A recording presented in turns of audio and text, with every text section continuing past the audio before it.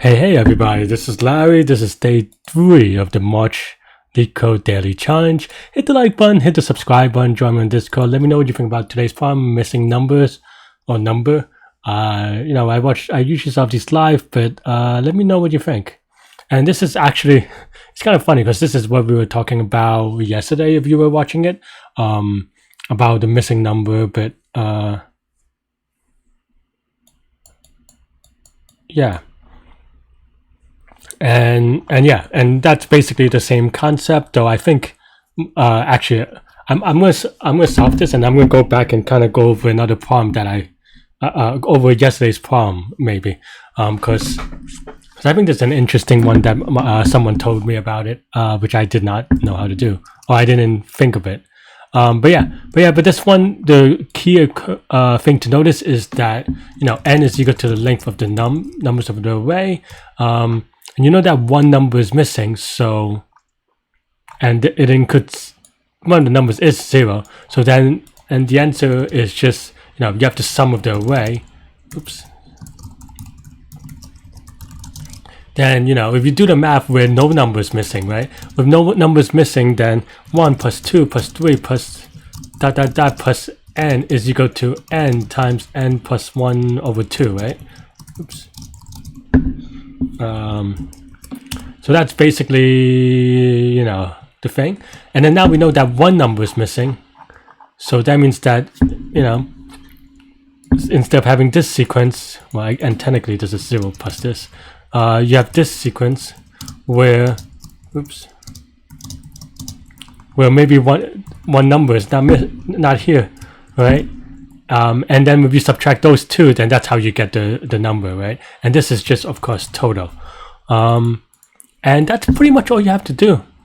Yeah, so just return n times n plus 1 over 2 minus total. And yeah, we're going to give it some love, give it some submit. Yeah, I'll just try this one and the 0 and 1 and 2.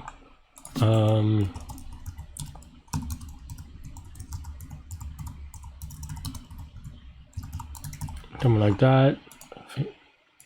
Roughly speaking, I might added a few, but yeah, looks good. Let's give it a submit, and there you go. The key thing is noting that because the thing that makes this work is that they're distinct numbers and they're from 0 to n, and there's a formula for that. And you could kind of prove this formula either geometrically and by geometrically I mean just drawing it out, or looking it up or doing the math, or like what is his name? Early, maybe. Did this formula a long time ago. So yeah, cool. That's all I have. And I think one of the follow-up is do this in linear time and constant space.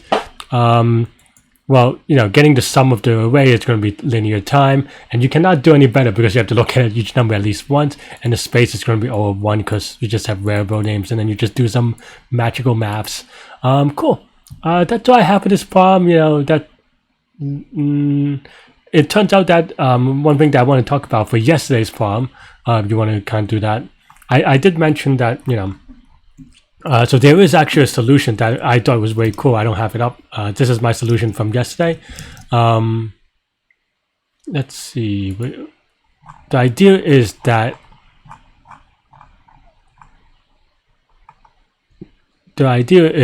okay, so I said something like, there's 1 plus 2 plus 3 plus 4, plus n is equal to, same thing that we have here. N times n plus 1 over 2, right? And then you remove 1, so so is this number add an addition and then minus a removal is equal to some other total, right?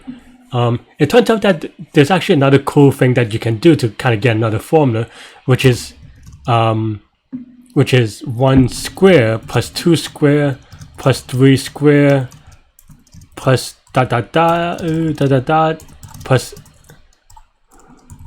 plus n square, and this formula is actually equal to and if you look at Google sum of squares, it's something like n times n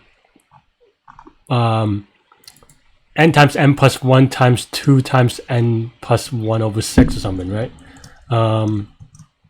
And there's I actually coincidentally the other day watched a beautiful geometric proof of this, so that was kind of cool of just drawing it out. So this is equal to 6, this thing, right? So then now you can do something like same idea.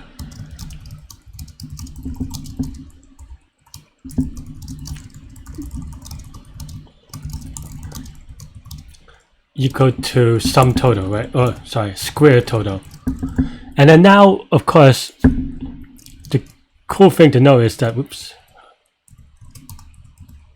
the cool thing to note is that now you have 2 formulas and 2 variables, right?